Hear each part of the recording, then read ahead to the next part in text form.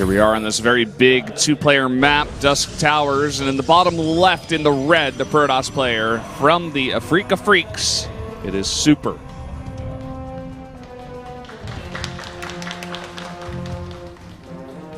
And up here in blue is a Terran opponent. It is Maru from the generic Green Wings.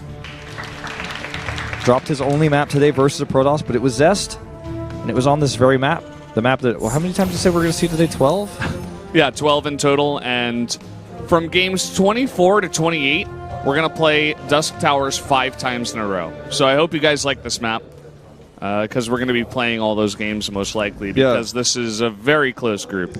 Then we take a break on set 29, then on 30, if we go all the way there, we'll play it one more time. Yeah. Just one more time for the last game. Yeah. And we're going to play it now, and then we don't play it again until game number 24.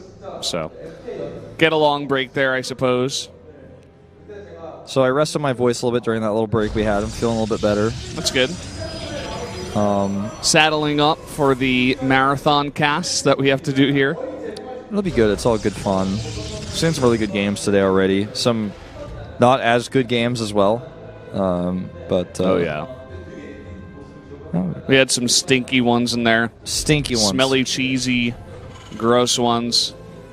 Some control mistakes by many of the Protosses in this group, to put it mildly. And reality with some interesting build choices. Definitely trying to break the mold a little bit. But it has been the trend of Terran players who are being aggressive off of 2 bases rather than trying to take a greedy 3rd base that are finding success so far. And with Maru taking a 2nd barracks here, we might see him drop a 3rd CC again because he's not going down that factory path, at least not for the time being. But he also could go ahead and add a 3rd barracks and go double Tech Lab. Quick eBay, actually. Going to block this. And I'm more interested to see what he's going to do at home. Well, first I was just staring at the production tab, and I thought it was an eBay at his base. But it's just this eBay that TY started doing that's now popular on this map and on a lot of different 2-player maps. Nice micro here by Maru. Just, going through the eBay, and eventually Super just gives up because the eBay is going to be made anyway. Yep. Mothership Core will get the kill to make sure that the SCV doesn't escape, but he was going to halt anyways. That's about as close to finish as an eBay you can get. A lot of hit points on that one. The refund, of course, doesn't change based on how far it's built. It's the same. It's at 99% or at 2%. As you guys can see, it affects the mining quite significantly. That also means probes can't run through that location if they were trying to escape from something, which won't be the case, as no harassment's coming up yet. But we do have Maru with the factory coming up, so he's going to have a quick drop, and he's also going to have a very fast stim with the tech up on that 2nd barracks we saw.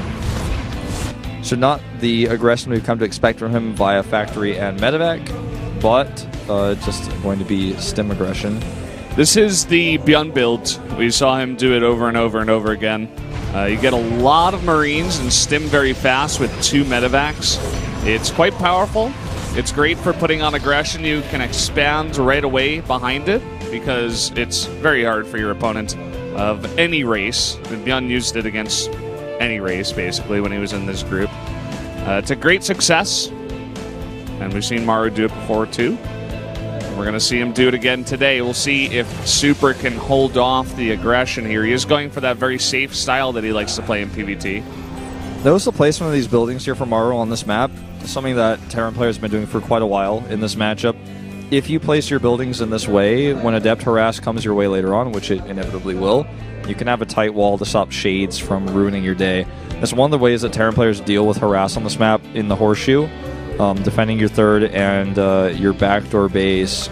This is very, very difficult to do without measures like this, especially versus Adepts versus Medevacs, because they can just lift up and go between. Anything that can bounce between 2 locations on this map is very annoying to deal with unless you're dealing with it with air units, which neither of these races really have in abundance early on, and even later on to deal with drops. You're not going to be dealing with air units unless you make a Void Ray to help deal with the Liberator, for example. This drop is spotted by an observer. 10 seconds to go on Stimpack. And this is going to be the move out. But Blink is done, so it's going to be harder for Maru to commit to this. And let's watch how he stims, because he's been overstimming a little bit today. Yeah, just a little bit. We'll see if he can catch any of these units out here. So far, good trading here for Super. Taking out a couple of these Marines. Really nice micro. Yep. Everything counts, but he's every damage counts, but he's lost a lot of shields here and won't be able to do this forever. There's a nice Photon Overcharge. That should deter Maru from continuing the attack with 2 more dead Marines. And look at this.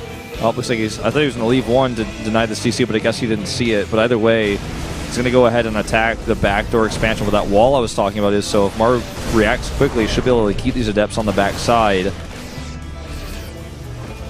And here we go, Adepts jumping into the back door. Well, the SCVs are in this position, not able to raise the depots in time, so the Shades are going in.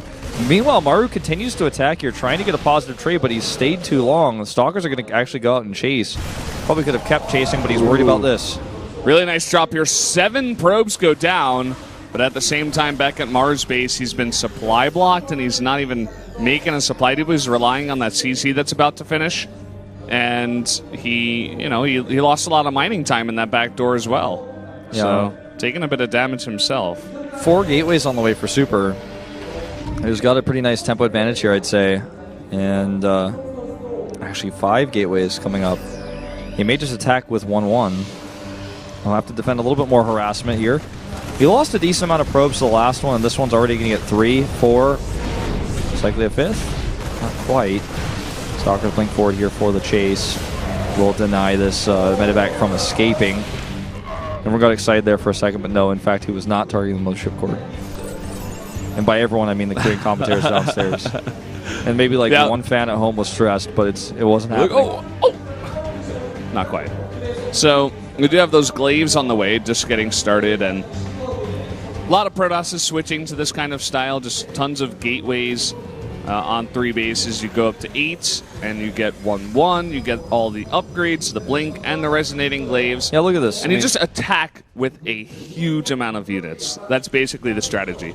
He has 2 Widow Mines and a Liberator here, so it's not going to be easy to make this attack work. But even if he takes serious damage from these Widow Mines, he has so many units, it's hard for the Terran to defend. The Widow Mines already used here. The Liberator is taken out. Guardian Shield, very helpful. Maru does have a lot of reinforcements coming down, though, so maybe Super wants to back off and wait for that next warp in. Yeah, he definitely needs that. I'm not sure that he should have committed in here like this, but he is going to now shade in, actually, into the third base. Yeah, into the third base and into the main base. Forcing more stims to be used here from Maru. A lot of SCVs killed 12 in total. And he has the economy to just keep doing 7 Adept warp ends over and over again. Very close there. Almost did not get the depot up, and he actually commits to that shade, and those units are just going to be stuck. Trapped there. And but they are going to be kilt. Kilt. That's the Irish way of saying it. All right, well, I was going to say, if he blinks these Stalkers forward, I'm going to question it, because it's just too greedy at this point in time. He has vision of the high ground. You know what? He might think about it. Okay. Stressing me out. There's a lot of units on the low ground, but even if he blinks in, they're going to be able to chase very quickly. Yeah. Basically, he's just putting on a bunch of pressure while he gets his 4th base up. He is going to transition into Colossi. And we don't see Maru going for that reality style where he makes just a ton of Liberators and Marauders just yet. Ooh. Wow. A lot of damage done to that prism. It still lives for now as the Adepts shade away. So much damage done. It's so difficult to deal with these. He had his depot down again. The funny thing about depot walls like this is they're only good if you use them. Yeah. That's the funny thing about it, you know? It's like some people might be like, "Oh yeah, that's kind of tricky. I never really thought of it that way." But yeah, it's true. Like otherwise, you're just placing buildings. It might be like, wow, it's like Maru just did it so Wolf could have a talking point in his cast later. I'm like, well, that's how I feel about it, but yeah.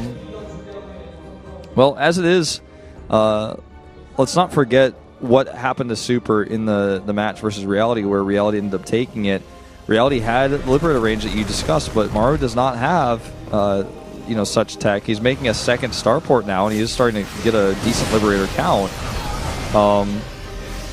But this game is still controlled by Super currently. He has 4 bases. His 2-2 is massively ahead of Maru's. He's getting another shade in here. Looks like he canceled it, though. And the Warp Prism's still alive. Hard to believe. He's targeting down SCVs. I would like to see Templar Archives come up. Yes, he has Colossi. Yes, he has the extended Thermal Lance on the way. But I would like to see Storm as well. I feel like it's useful to have both techs. And once he does get the advanced ballistics and has a huge Liberator count, Liberators also deal with Colossi, so he's also they deal with Vikings. everything, basically. Yeah. Anything on the ground. And sometimes anything in the air, too. yeah. Especially with Viking support. And Maru actually scanned the 4th base, but not the right one. He scanned the one up to the left in the middle there. And so maybe he falsely assumes that Super's just on 3 bases when he has that 4th. I mean, he's got his own 4th CC about to finish up, but it's pretty useful information to have to know where your opponent's 4th base is. Yeah. His drop that he's sending across. Okay. His drop is sending across is looking for a target. There are so many pylons in the main. Super should have no problem with those drops if he reacts quickly, if they come that way. They're not going to be, or at least not these two. The ones at the bottom are still there. 3-3 on the way before Maru's 2-2 is completed.